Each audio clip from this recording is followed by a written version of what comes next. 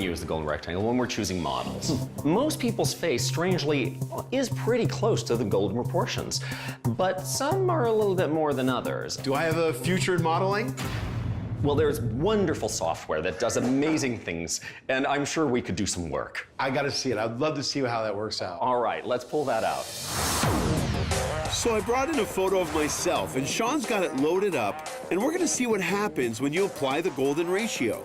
Now, one of the first things is to put this mask on you, which looks scary, to try to determine, using the golden rectangle and those proportions, what the most pleasing forms are. So different proportions, like the correct ratio of distance between your pupils, the size of your nose, all of these little things to create someone that would be theoretically perfect and flawless. So what's wrong with my face?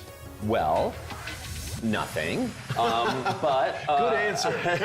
Let's say they're not wrong, they're simply not lining up with the golden ratio. Fair enough, I'll accept that. We could look at it and see a few things. For example, your mouth is a little too high, but your nose is a little too low. Go in and make little adjustments to that.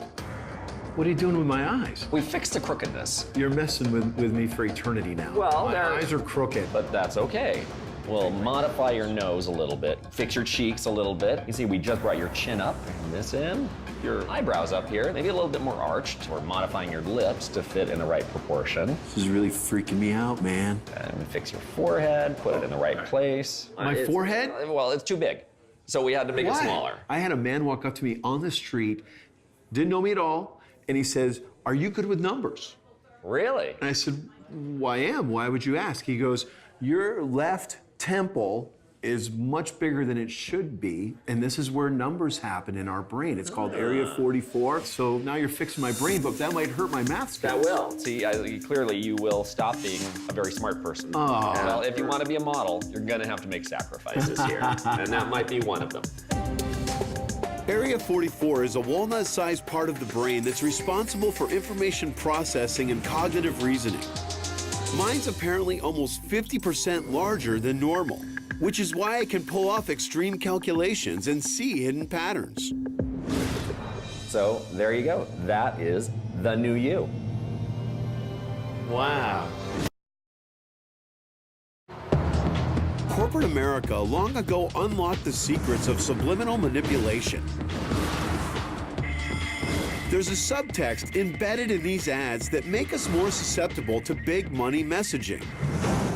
To reveal those secrets, I've come to meet Sean Adams, a graphic designer who says it all begins with a single pattern that he's currently using to give me a facelift. This is really freaking me out, man.